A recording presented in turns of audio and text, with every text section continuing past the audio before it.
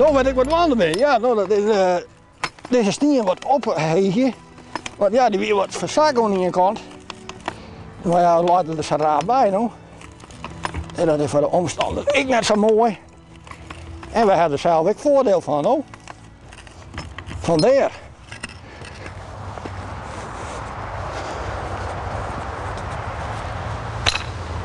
Zo doen we dat wat, want ja, wat ligt het ik zo mal in je gezicht. Ik maak het zelf ook meer, dus en de kant ziet maar ik een beetje knap. Dus dan heb ik er ook voordeel bij, no? Dan kunnen we er ook verder omheen. En dan ligt het ook alweer wat netjes. Nee, ik wil net in de groen. Nee. Dat doen we net.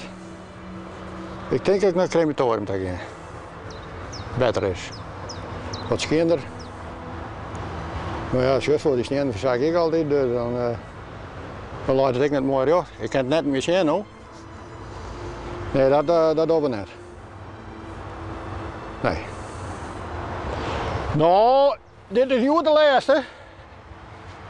En dan zullen we morgen weer.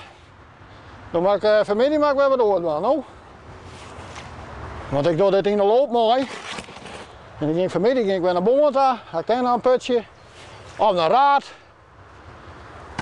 Dat mag even niet zien hoe het uitkomt met de tijd. En zo scharrelen we de door wat vol. Ik rom hier ook wel eens gewoon. Nou ja, daar kom je van alles in. Maar ja, dat mag ik even vertellen, want ja, dat doen we net. Dan maak ik een bonken eruit halen en alles. Ja, en dan pak ik ze bijna in een kleedje. En dan, ja, nou ja, dan is nog in de kliko, maar in een speciale bak. Nou ja, daar vind ik van alles. De meesten gaan soms de bril nog op. Dan is het wel steken, maar ja, dat is nog niet zo. Zo, dan komt er weer naaien in. Wij mogen bijvoorbeeld ook net op een stier staan, no? Officieel net. Nee, zo de meeste toevallig van die stier komen en je rent erop, nou ja, dat doe je net, no? Maar ja, je weet het wel, het gaat wel eens. Daar komt het net aan.